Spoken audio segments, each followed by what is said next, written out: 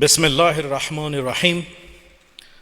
د افغانستان د اسلامی جمهوریت جمهور رئیس جلال المآب محمد اشرف غنی، پخوانی جمهور رئیس جلال المآب حامد کرزی، محترم ډاکټر صاحب عبدالله، جناب استاد سیاف او ټول حاضر سیاسي او جهادي مشرانو، نننۍ جلسې ته ښه راغلاست. د نننۍ برنامې اجنډا په لاندې ډول ده. اول محترم قاری صاحب برنامه را با تلاوت چند آیه کلام الله مجید آغاز می کند. بعدا توافقنامه سیاسی بین رئیس جمهور کشور و محترم دکتر صاحب عبدالله به امضا می رسد. سپس جلال المآب رئیس جمهور کشور صحبتهای خویش را ارائه می فرمایند. بعدا محترم دکتر صاحب عبدالله صحبت می فرمایند. بعدا جناب کرزی صاحب سخنهای خویش را ارائه می کنند او په آخره کې فضیلت مآب جناب استاد عبدالرب رسول سیاف اختتامیه دعا کوي. مننه. جناب قاری صاحب. أعوذ بالله من الشيطان الرجيم.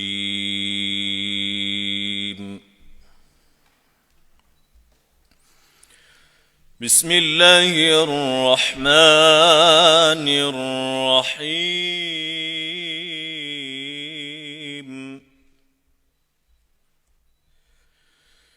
يا أيها الذين آمنوا اتقوا الله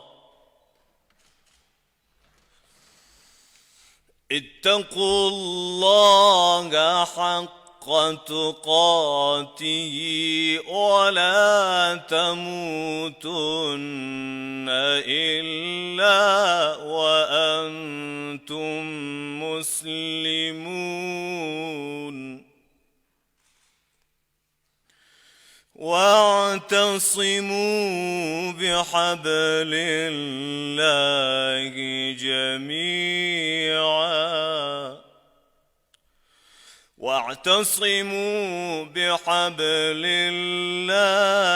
جميعا ولا تفرقوا.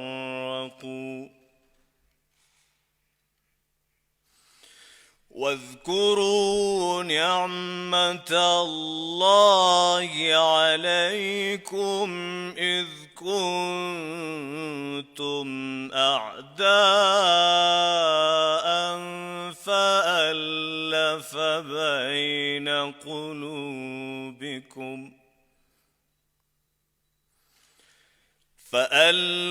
بين قلوبكم فأصبحتم بنعمته إخوانا وكنتم على شفا حفرة من النار فأنقذكم منها. كذلك يبين الله لكم آياته لعلكم تهتدون. صدق الله العظيم. ربنا تقبل منا إنك أنت السميع العليم وتب علينا إنك أنت التواب الرحيم برحمتك يا أرحم الراحمين.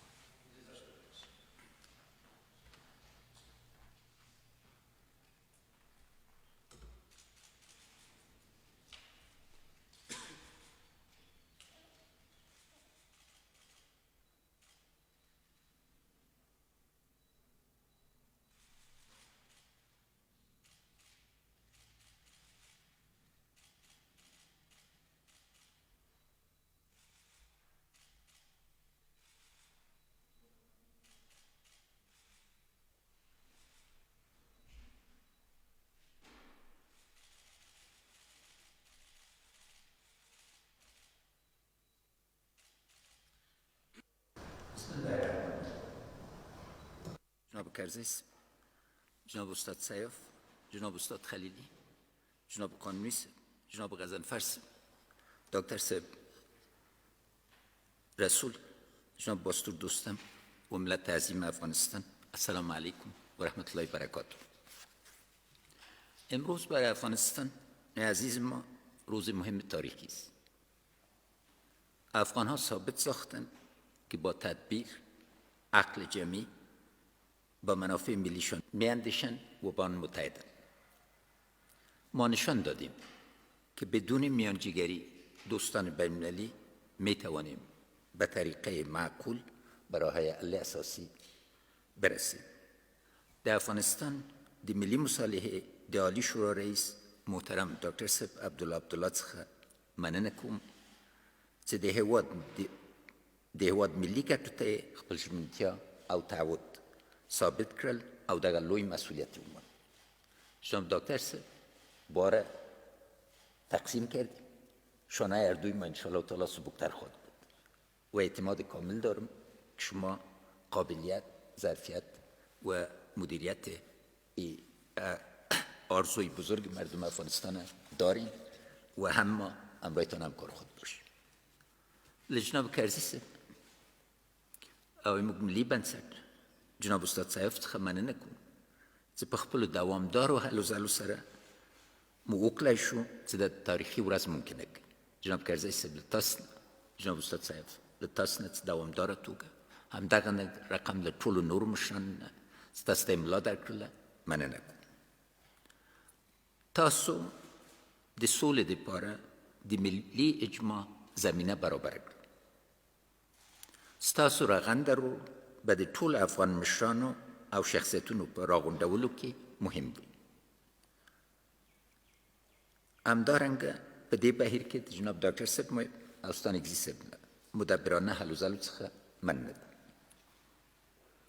صلح گمشده افغان هاست و اجماع ملی بالای صلح به خاطر بقای افغانستان مهم و حیاتی می باشد. در روزهایی که پیش رو داریم امید است که با وحدت، با همکاری، با فکر منسجم بتانیم اول زمینی آتش بس و باز یک صلح دوامدار و پایدار انشاءالله تعالی به دست بیاریم. از خداوند بزرگ شکرگزار است و افتخار میکنم که امروز صف جمهوریت به خاطر داعیه مقدس صلح و رسیدن به ثبات دائمی متحد و یکپارچه است. د تلپاتې سوله په هیله یشستن افغانستان، ژوندی دې وي افغانستان، زنده باد افغانستان. بسم الله الرحمن الرحیم. جناب رئیس جمهور، جناب رئیس جمهور پیشین جناب کرزی صاحب، فضیلت مآب استاد صاحب محترم، جناب استاد کریم خلیلی، جناب قانونی صاحب، دکتر صاحب زلمه رسول، آقای صاحب باطور دوستان، جناب غضنفر صاحب، همکاران ما، جناب محب صاحب و استانکزی صاحب، السلام علیکم و رحمت الله و برکاته. امروز برای مردم افغانستان، مردمی که در شرایط سخت و دشوار به سر میبرند به خاطر ادامه جنگ از یک طرف و بحران کرونا از طرف دیگر، که انتظار داشتند که در داخل افغانستان صفوف با هم نزدیک شود، شاید یک خبری خوش باشه که من فکر میکنم که مردم افغانستان انتظار از این روزه داشتند. اولتر از همه به قربانیان حوادث تروریستی که در حادثه اخیر کابل، در لغمان، در جلال آباد، در پکتیا جانهای شیرین خود از دست دادن، به خانواده‌هایشان ابراز تسلیت میکنم و اتحاف دعا میکنیم بر روی همه شهدای افغانستان. از همه مردم افغانستان تشکر میکنیم به خاطر حمایتشان از نظام جمهوری اسلامی، به خاطر سهمگیریشان در انتخابات و از خپل امنیتی او دفاعي ځواکونو د افغانستان د امنیتي او دفاعي ځواکونو څخه مننه کوو چې زموږ ویاړ دی په دې پیاوړو اتلو او د افغانستان د استقلال او ځمکنۍ بشپړتیا په ساتونکیو باید افتخار وکړو. از تلاش‌های جامعه جهانی قربانی مردم افغانستان در راه تقویت مردم سالاری تشکر میکنیم جامعه جهانی هم در تمویل انتخابات سهم گرفتن.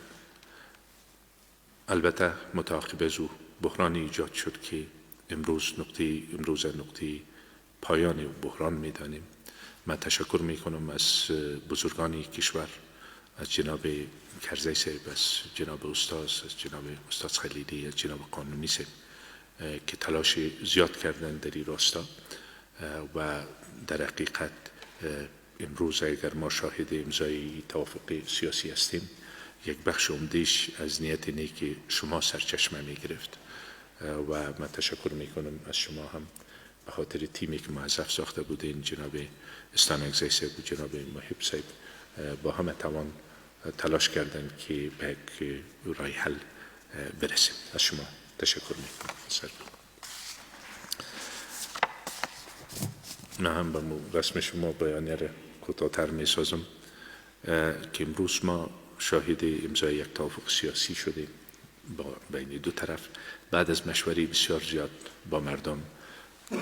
ده ها بار رفت آمده بزرگوارانی که در این جلسه تشریف دارن و تشویق کردن مردم افغانستان. در این هم شک نیست که جامعه بین المللی هم حامی همچون یک توافق سیاسی بودن، تشویق میکردن. کشورهای منطقه همه پیام های با حسن نیت برای ما روان میکردن و ما هم با درک شرایط افغانستان ما اشاره کردم بیشتر به ادامه جنگ و مسئله مرض فراگیر کووید 19 از یک طرف به صورت طبیعی کمک های جامعه جهانی در حال کم شدن بوده، از طرف دیگه باز به همین نسبت هم کمک ها کمتر شد و طرف دیگه هم میدانیم که ناامنی ها تشدید شد، تلفات مردم افغانستان بیشتر شد و از لحاظ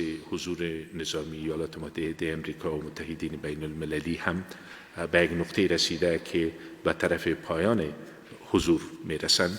تمام اینها یک فضایی را ایجاد کرد که مسئولیت ما را بیشتر از پیش ساخت باعث شهروندای کشور به خاطر خیر و فلاح و بهبود زندگی آینده مردم ما و طبعا در فضایی که بود توافق سیاسی هم یک کار آسان نبود چون نظرات بسیار متفاوت بود، اما با یاری خداوند بزرگ به خاطر رضای خدا و نافع اولیای کشور یک قدم بزرگ برداشته شد.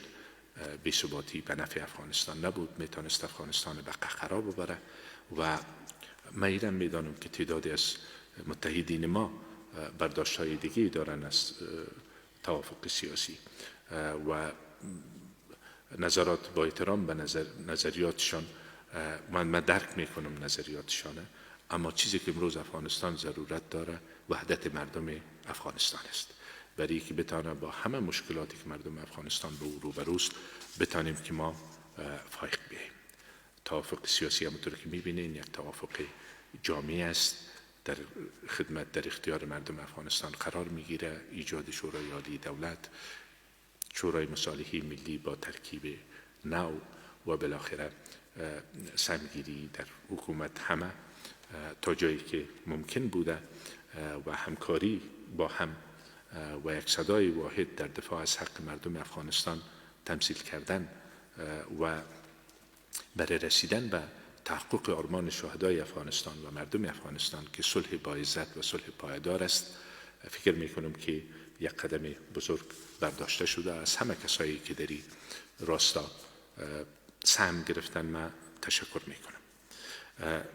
امیدوارستم که در این فرصتی که پیش آمده با استفاده از تجارب گذشته و آینده با دید به آینده بهتر همه کوشادری باشیم که این توافقنامه عملی شود و این به خیر مردم افغانستان است و حمایت مردم افغانستان برای موفقیت، حمایت مردم برای موفقیت هر نظام مهم است و همونطور باز فاصله گرفتن مردم هم مشکلات به نظام میاره و به خاطر رسیدن به صلح انشالله که توافق ما را نزدیکتر بسازه به رسیدن به صلح. طرف دیگه مسئله جنگ است که ادامه داره و طالب ها در این راستا ما فقط همونطور که وعده کرده بودیم که به خاطر صلح حاضر به هر نوع قربانی هستیم خود وقف میکنم، اما این همکاری همه بزرگانی که در اینجا حضور دارن و مردم افغانستان و دست به دست هم دادن همه را نیاز داره. یک شخص یا یک جمع ولو القدر منسجم هم کار کنن نمیتونن که، چون مسئله بسیار مسئله پیچیده است، اما بدون شکی نیست، بدون شک من شک ندارم که مردم افغانستان صاحبان اصلی این سرزمین هستند.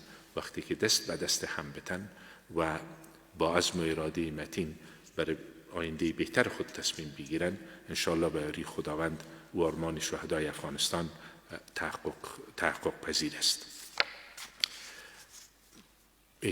ایجاد اعتماد، شروع مذاکره بین الافغانی مستقیم و بالاخره رسیده، کاهش خشونت در قدم اول، آتش بس، بالاخره رسیدن به یک صلح پایدار با عزت مورد قبول همه مردم افغانستان. فکر میکنم یک آرمان است که همه مردم افغانستان در او شریک هستند.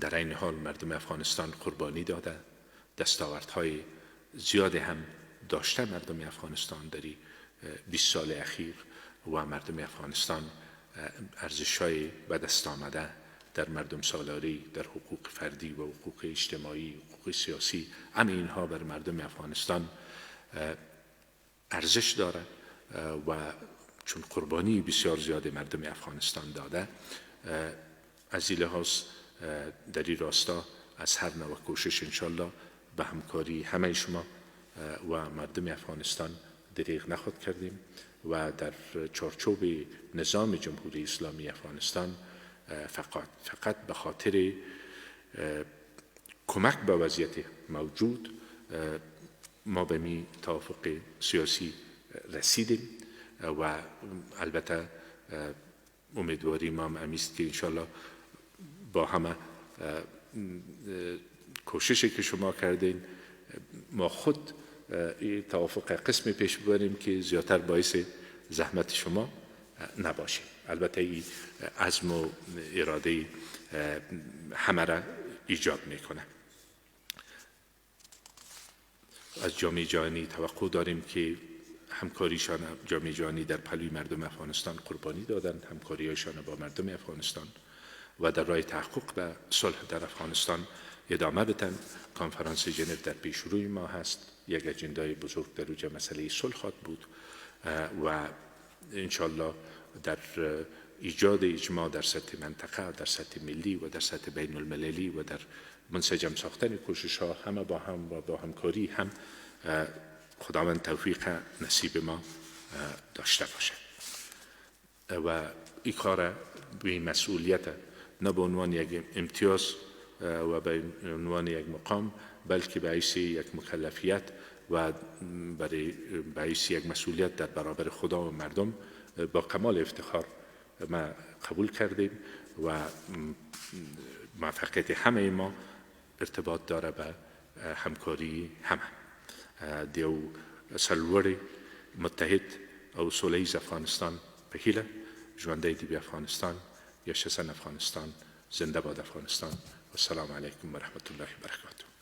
بسم الله الرحمن الرحیم. جلالت مآب رئیس جمهور، جلالت مآب رئیس شورای عالی صلح کشور ما، وزیرت مآب استاد گرامی، خانه صاحب محترم، استاد گرامی و خالی صاحب محترم، وزیر صاحب خارجه ما، محتور صاحب غضنفر صاحب محترم و برادرای بسیار عزیز ما، استاد صاحب و محب صاحب، السلام علیکم و رحمت الله و برکاته.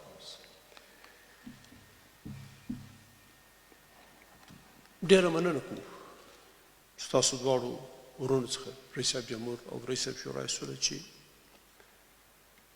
زموږ د څو سپین ږیرو حوصله مو وکړه او زموږ د خیر د نیت جواب مو په ډیره ښه توګه راکړ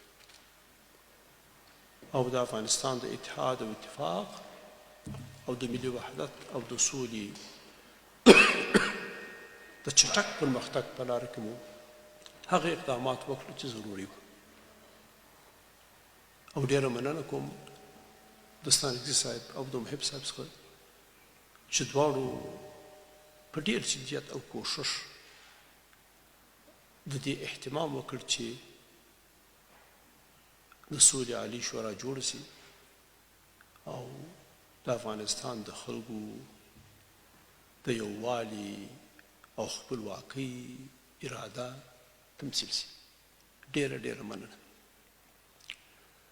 دا موږ څو سپین ږیرو چې دا کوشش وکړ دې لپاره چې افغانستان په سرعت سولې ته ولاړ شي. تېره سې شنبه زموږ د هغه بچیانو چې سترګې تازه دنیا ته رڼې سوي وې په هماغه لحظه بیرته پټې سوې او دا زموږ د المناک حالت سوزنده بیان دی. از اینکه زیادتر سوزنده تر و دردناکتر شده نمیتونه. به همین دلیل امروز مطمئنم که همه ما مستعد بسیار زیاد داریم که در یک فضای اتحاد و اتفاق ملی و همکاری مشترک به سوی صلح و آبادانی خاک ما به پیش میریم. آرزوی ما هم بود که در مجلس امروز ما جناب انجینر صاحب حکمتیار امیر حزب اسلامی افغانستان هم باشن تا این اهتمام این کوشش به اتفاق همگانی به پیش ببریم. امیدوار هستیم که زودتر اون مرام هم به سر برسه و اونا هم جزء این کوشش همگانی ملی ما در راستا باشیم که آرزوشه اونا هم به تمام دارن و فرمودن.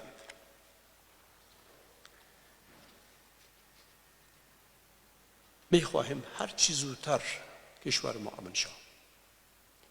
امیدوار هستیم که نه از جانب حکومت افغانستان نه از جانب تحریک اسلامی طالبان یک فیر دیگه هم در خاک نشد. یو فیر هم بیا په خاور کې ونسی او ژر تر ژره د سولې کوشش شروع سي او حتی ولاړ سي او د سولې مذاکرات شروع کړي. هیله مو دا ده چې دواړه جانب حکومت او طالبان سولې ته دقیقه بعد نه همدغه ثانیه همدغه لمحه اعلان وکړي او دا کوششونه د افغانستان د ښېګڼې او د خیر دپاره شروع سي. هیله مو دا هم ده چې د سولې کوششونه افغاني سي چې د سولې کوششونه افغاني سي او زموږ په خپل لاس وسي نو هلته به دې سولې ته ژر تر ژره ورسېږو. تاسو دواړو ته ډېره ډېره نیکي غواړو. تاسو دواړو ته ډېره ډېره کامیابي غواړو.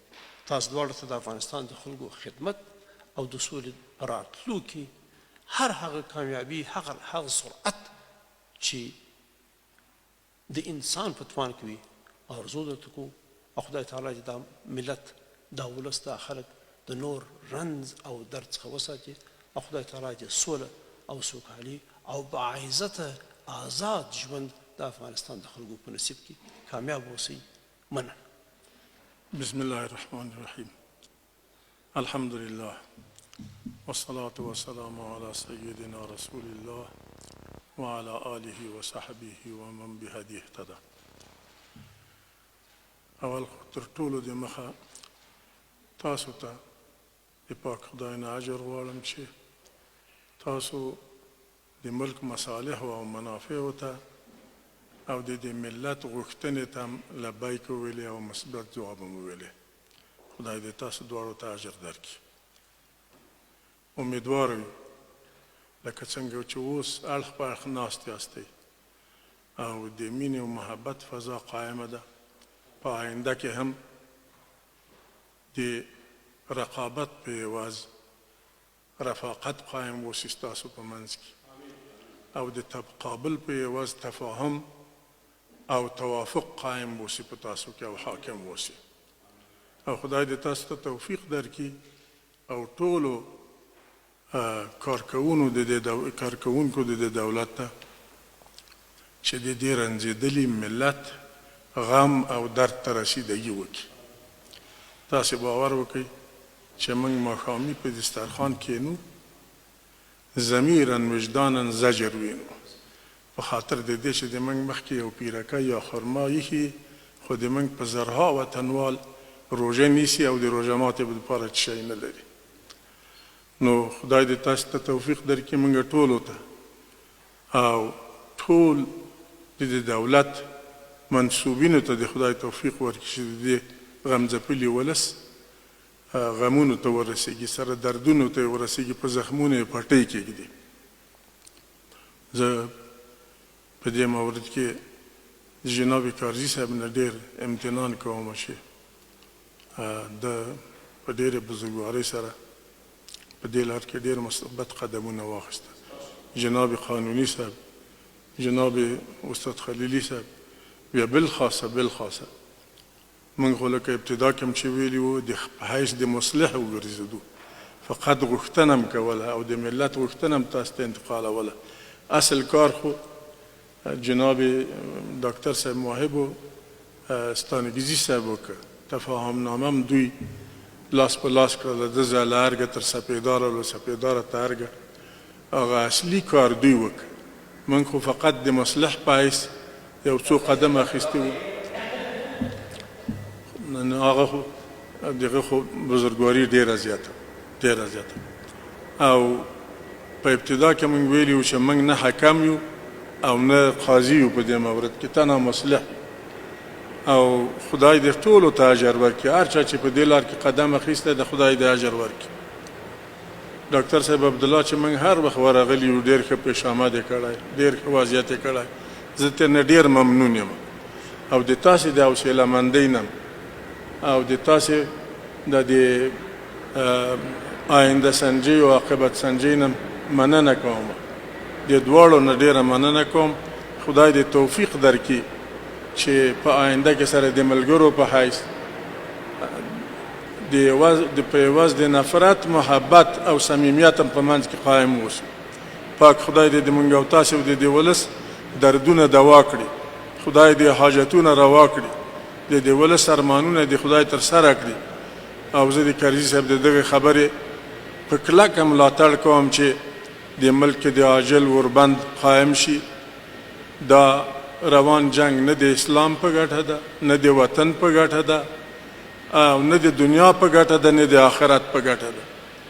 خداوند به همه توفیق بده که عزمیال تصمیم بگیرن و جنگ بند کنن و به طرف صلح و به طرف آشتی و به طرف دوستی روان شوند. و خداوند امروز کدام توافقنامه که امضا شد، خداوند را وسیله برای بازگشایی راه به طرف افغانستان پر امن و افغانستان با عظمت و افغانستان با افتخارات تاریخی پس را باز کنه. و خداوند صلح پایدار، صلحی که آرمانهای مردم افغانستان در او تأمین شده باشه، خداوند هر چیز زودتر او را حاکم بسازه. سبحانك اللهم وبحمدك نشهد ان لا اله الا انت نستغفرك ونتوب اليك وصلى الله على سيدنا.